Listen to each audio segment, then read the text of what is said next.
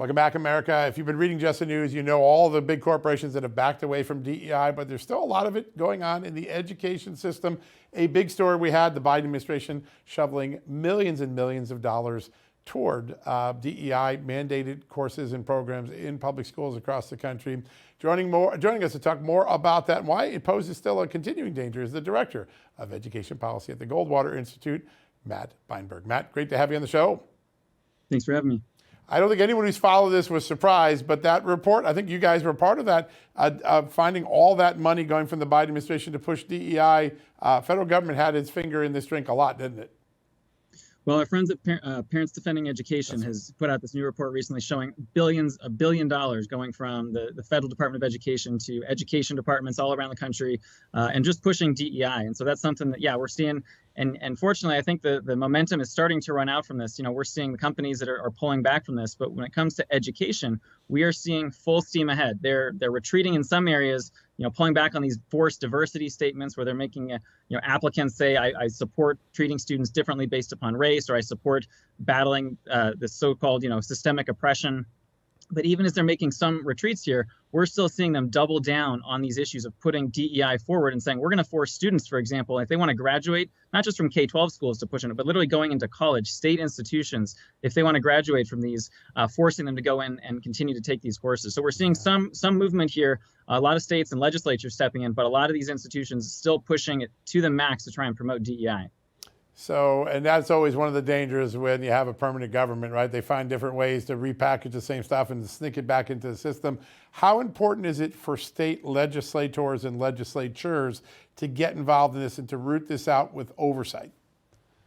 It's incredibly important. I think state lawmakers have been hesitant to get involved, but then we saw Texas, based on model policy that we worked on with the Manhattan Institute, and said, no more should we be spending state dollars promoting these DEI offices. So Texas and Florida, Iowa, a whole bunch of states now have jumped on and said, we're not going to, again, operate one of these institutes, which really is just fomenting racial discrimination on taxpayers' dime at a cost of tens of millions of dollars. So lawmakers have started to take steps there. Now it is absolutely critical that these same lawmakers step in and begin protecting their students from these course mandates, for example, to say, okay, we may have protected you from these mandatory trainings from a DEI office, but you're still being told you have to go take a semester's worth of courses on diversity, equity, and inclusion and structural racism and oppression and learn about your privilege. So that is a huge issue where state lawmakers now have an opportunity to step in there. We at the Goldwater Institute, with our partners at Speech First, put forward the Freedom From Indoctrination Act to say, no more are you going to do this. Reforms like that are absolutely critical for state lawmakers to recognize education is a primarily state issue.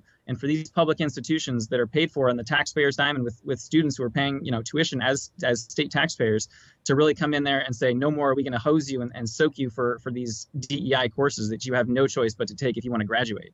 And you said something profound that so many Americans, I'm sure all their heads were bobbing. Yes, it's time to start teaching our students to stop indoctrinating them. And I think that that's the moment that we're at, where a lot of systems could flip in the next year or two back to the way we used to be a little bit more. We got about a minute left. Talk a little bit about the teachers union as sort of an intersection and a force trying to keep this going in spite of the public pressure. Yeah, we saw as early as COVID, right? When we saw school shutdowns and everything going on there, and the unions coming out and saying things like, well, we may have shut down, but the kids, they learned words like protest and resistance. They have made clear that their priority is these activist pushes for agitation and frankly, inflaming racial divisions and promoting a lot of these DEI materials. So this is something that we have seen in their explicit documents as an engine pushing DEI. So they at the K-12 level, obviously among the biggest culprits promoting this, and then feeding that into the university system as well, which then trains the next generation of teachers. And so you have this cycle. So again, it's incumbent on state lawmakers to step in and deal with this issue at both the K-12 and the higher education policy area.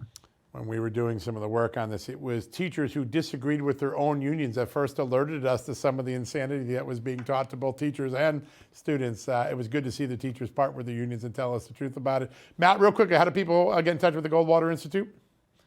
You can go on our website, goldwaterinstitute.org, social media to see the latest reports, news, information that we're putting out there and the wins that we're racking up against DEI. You are racking up some pretty impressive wins, and it's a fantastic reference. I've used it for journalism for a long time, so congratulations. Thanks for the great work you do, Matt. Thank you. All right, folks, it's hard to believe the hour went away like that. I can't believe real quickly. But good news is Amanda will be back tomorrow night. Until then, we're going to hand off to the amazing Grant Stitchfeld. He'll take you for the next hour. We'll be back tomorrow night.